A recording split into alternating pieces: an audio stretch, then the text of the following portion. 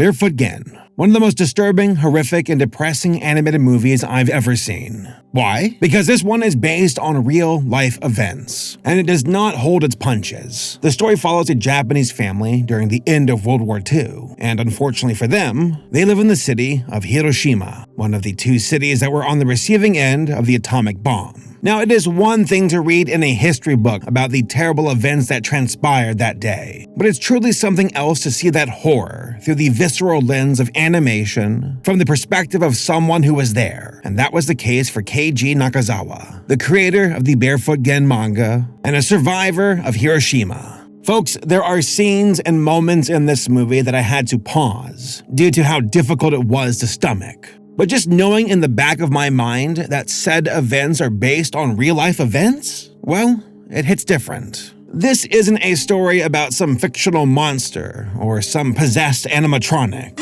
Unfortunately, it is all too real, and it absolutely defies the stigma that animation is a medium for children, because this film is about as serious as it gets in the world of animation.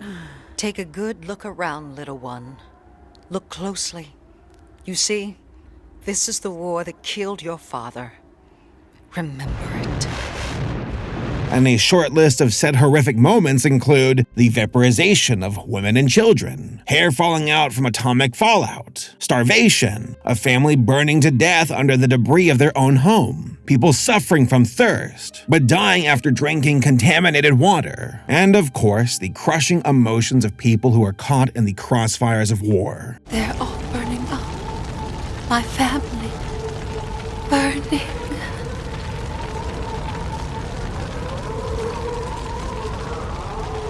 They're burning like a bonfire.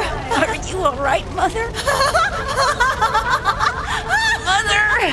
Last year, Oppenheimer was released, and it was from the perspective of those who created and unleashed the godlike power of the sun. For Barefoot Gen, it is from the tragic perspective of those who suffered from that keystone discovery. Again, a heads up, the following gets very dark. Do you have any more rice?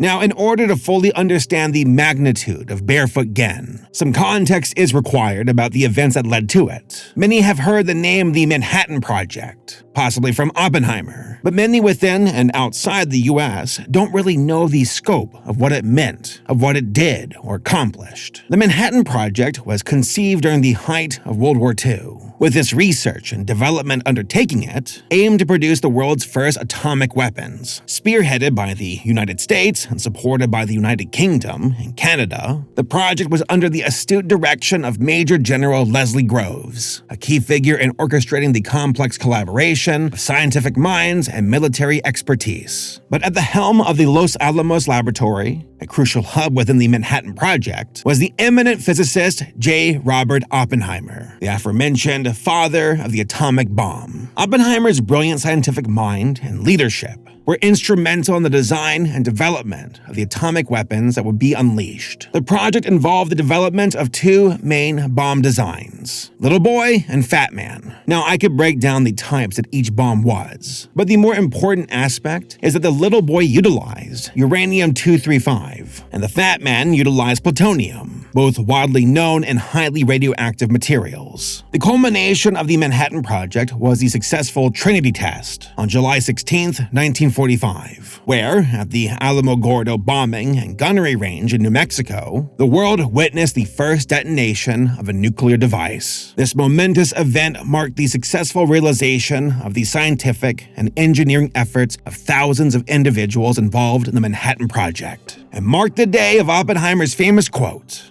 I remembered the line from the Hindu scripture, the Bhagavad Gita. Vishnu is trying to persuade the prince that he should do his duty, and to impress him takes on his multi-armed form and says, "Now I am become death, the destroyer of worlds." I suppose we all thought that one way or another. Following the successful test and the surrender of Germany, the Allied forces struggled to have Japan surrender, vowing to fight to the bitter end of the Pacific, despite the clear indications, as early as 1944, that the Japanese had little chance of winning. Up to this point, the United States and allies were hitting Japan with multiple firebombing campaigns to force their surrender, such as the bombing of Tokyo on March 9th to the 10th in 1945, which had casualties by modern estimates tallied to around 100,000. So, in defense of the idea, President Truman stressed the necessity of the decision, referencing how the US had been shot in the back in the Pearl Harbor attack by Japan, and saying that, quote, there was a widespread belief among American military planners that the Japanese would fight to the last man. End quote. They stressed that this decision could save the lives of 250,000 Allied troops and 250,000 Japanese by helping to prevent an invasion. And what was that decision? Quote, it seemed to offer a potentially magical solution that would spare a lot of pain. End quote. And on August 6, 1945, the little boy was dropped by the plane Enola Gay on Hiroshima, killing up to 80,000 people. And the fat man was dropped on Nagasaki by the Boxcar on August 9th. The result would force Japan to unconditionally agree to accept the terms of their surrender on August 14th. Now, most of this information we've learned in history classes, but with hindsight and new access to information that was behind confidentially closed doors, we can now see the full picture of the US's desperation to end the war and their view of the Japanese people, which was, not favorable.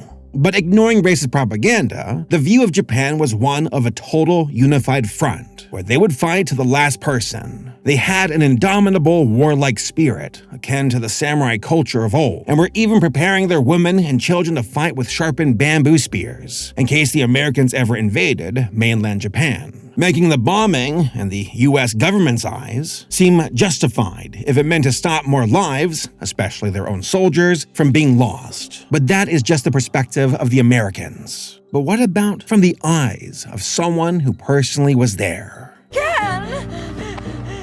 Don't let it happen to me, Mother. I don't want to die.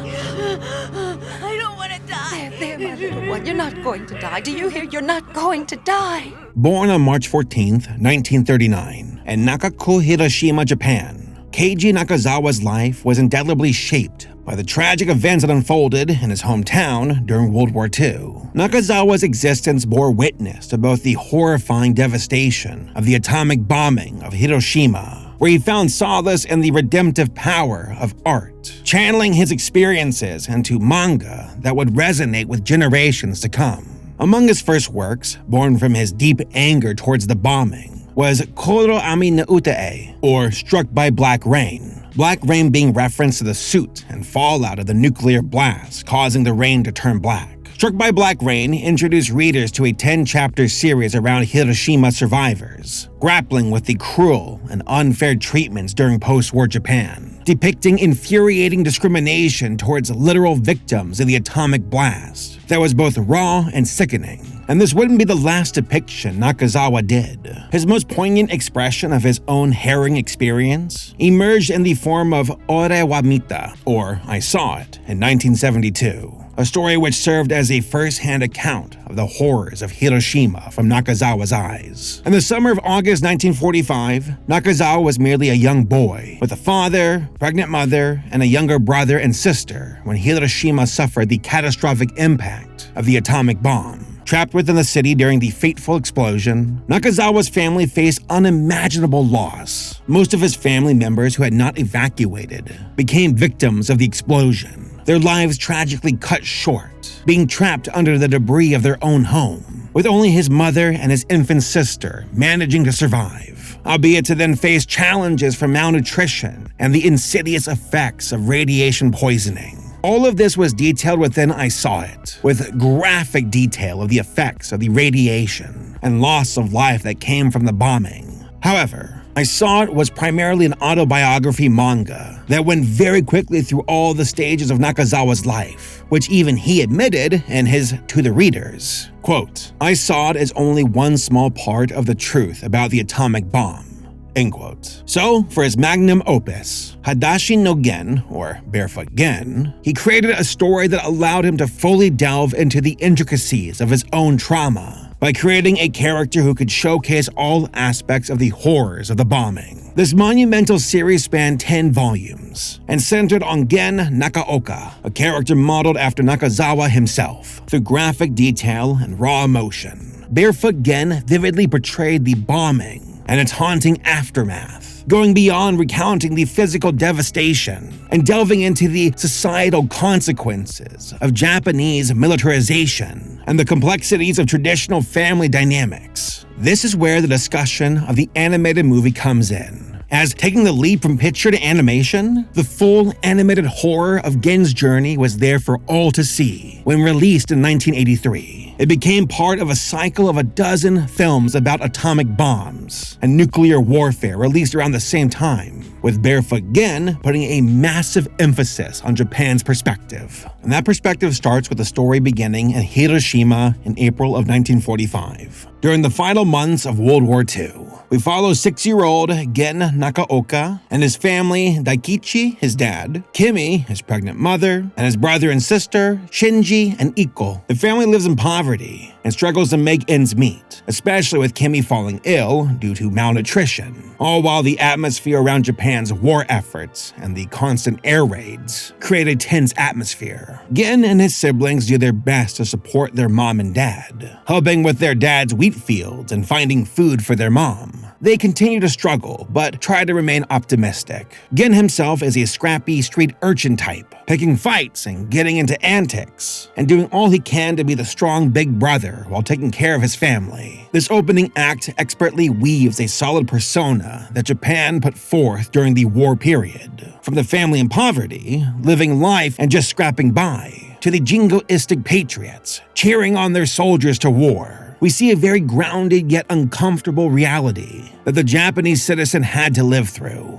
A resigned hope for better times, but stuck between the nationalistic pride of those not as affected, even as the people are struggling around them. It makes things tense, but with Gen's hot-headed, yet noble childish antics, we get genuine childhood warmth to offset the horrors about to come. Then the morning of August 6th arrives. Whereas Gen walks to school with his friend, a calm of silence hits everywhere. A flash of light blinds Hiroshima, and the next instant, the scene the movie is most famous for bores into its audience's heads, showing the meticulous carnage, the pain, the death that devastates the citizens of Hiroshima, incinerating and melting everyone within the blast instantly. Men, women, children, the elderly, even every animal are vaporized, and those not within the immediate blast range are skewered, gored, and crushed amidst explosive debris. And the scene quietly and horrifically unfolds, showing the bomb's complete disregard as it decimates all of Hiroshima. Sadly, the bombing isn't the end. We can all grasp onto the concept of dying when a bomb is dropped on you. But Barefoot Gen shows us what the survivors go through after that, when Gen awakens to hell on earth for him, witnessing the crushed remains of people all around him. The decimated buildings of his town, the shambling bodies of victims on the cusp of death, and the fire that overtakes everything remaining, including engulfing his family. I cannot even begin to imagine the dread of seeing your father and siblings being burned alive as they scream out for help. Hurry up, Gen, it's getting hotter! Do it fast, it really hurts bad! It's so hot! Hurry, Gen, I'm scared! Gen and his mother survive, but his mother becomes understandably hysterical because of all the overwhelming devastation and death surrounding them. Yet within that chaos, Gen's mother gives birth to his little sister, Tomoko, on the side of the road amongst the fallout of the bombing. The baby's here, everybody! Can you see her? It's a girl! You were wrong, Shinji! It's a girl! The bombing of Hiroshima is animated in such a beautiful yet cruel way. The animation is credited to Gen Production, and a hopeful familiar name to animation nuts out there, Madhouse, best known for their amazing work in Death Note, Hunter x Hunter, and One Punch Man. And their detailed, impactful animation style is easy to spot, even all the way back to their early work here. They put such expression and detail into every monstrous visual we see. The slow dissolving of victims, the hellish before and after of Hiroshima, and just the calm, abrupt horror of the blast itself. It creates such a chill gut punch of tragedy. The revelation of seeing the most powerful weapon on Earth at that time being unleashed was fully absorbed and realized. But the tragedy for Gen persists even after the bombing, as the movie then follows Gen and his mother struggling even more to find food and shelter, especially with the growing discrimination towards the hibakusha, a name meaning the surviving victims of the atomic bombs which fell on Hiroshima and Nagasaki. Disgusting as it may sound, the victims that survived the immediate effects of the blast, while suffered from the effects of radiation sickness and the painful burns and sores left on them from the blast, were then treated as family and friends shunning them, and discrimination towards them, many deeming them as unclean freaks, and many other deplorable terms and names. Whereas with Gen, we see his straightforward and bullheaded self, showing us their pain and desperation to be treated fairly, as we see the effects of radiation start to affect his body, and sadly, soon enough, take the life of his baby sister. Dear boy. Too late. Too late. I could break this story down beat by beat to depict every hardship and horror that Gen had to persevere, but I feel that would muddle the point of Barefoot Gen in general. The story of Gen is unapologetically cruel, but focuses on persevering past the tragedy, putting a young boy and his family through the most inhumane of situations, and to kick salt into the wound, shows that their suffering just stretched on and on and on, and that suffering oftentimes is only met with apathetic indifference and cruelty, but not just in Barefoot Gen, but in all of Nakazawa's work around the atomic bomb. It made clear the horrors that the survivors went through, but also the insane apathy was the cruelest thing of all. Nakazawa, in an interview, would talk about the Tokyoites' discrimination against the hibakusha and how it was awful, saying, quote, "If you said that you were a hibakusha matter-of-factly, among friends, they made weird faces. I never seen such cold eyes. I thought that was strange. But when I mentioned it to the Hidankyo people, they said that if someone says, 'I'm hibakusha,' Tokyo people won't touch the tea bowl from which he's been drinking, because they'll catch the radioactivity. They'll no longer get close to you. There are many ignorant people. When they told me this, for the first time it clicked. Yes, that's how it is. And I thought, never speak of the atomic bomb again." End quote. Not to mention the anti-war sentiment prevalent in Barefoot Gen. Originally, in the manga, Gen had a brother who proudly went off to war, much to the dismay of his father, viewing the war as pointless and run by the militarist elite, resulting in more pain and death for those at the bottom like Nakazawa and his family and Gen. But in the manga, Gen's dad still saw his son off, showing their family bonds despite their differences. The jingoistic praising of the Japanese war effort is more of a backdrop that Gen and his family just have to sit through, waiting for the fire bombings and the war to stop, which also fosters another form of apathy. The rose-tinted apathy with Gen waiting for something to happen and change, only worrying about what's in front of him in terms of getting him and his family their next meal. He's 6 years old, so there's no way to fairly pose that a child should know the scope of war. But in both the anime and reality, the young boy was thrust into it and forced to answer the question anyway. And it's this aspect that those unaffected by the blast could not really grasp. To hear and see the tragedies as a third unrelated party, people will throw about blame, glorify the war effort, or belittle those affected to put themselves farther away from the actual uncomfortable reality. Oppenheimer and his feeling of triumph, of ending the war, evaporated in the months after the destruction of Nagasaki, fully grasping what he had helped to unleash and what the scientists believed was unnecessary and unjustified. He would tell then-President Truman, quote, "Mr. President, I feel I have blood on my hands," end quote. Now, if you thought Truman too would have some humanity after assuring Oppenheimer that he should not carry the burden of the bombs alone, the then president privately became infuriated by what he described to aides as the crybaby scientist and the regret he had over the decimation. Quote, blood on his hands? Damn it, he hasn't have half as much blood on his hands as I have. You just don't go around bellyaching about it. And that's before Truman told his Secretary of State, I don't want to see that son of a bitch in this office ever again. End quote. Clearly tensions were running high. Charming. At the end of Barefoot Gen, despite all of the horrors he witnessed and bore, I feel that he represents the indomitable spirit of Japan, but in a way that is not blinded by war. His father at the start of the film told him and his brother to be like wheat, to stand strong and be resilient. After the bombing, many believed that the plants and life around the area would never return. But Gen saw the wheat return to the ground. Despite everything, it did grow and returned. And through tears, Gen would cry out to his father, saying that he would remain strong like wheat.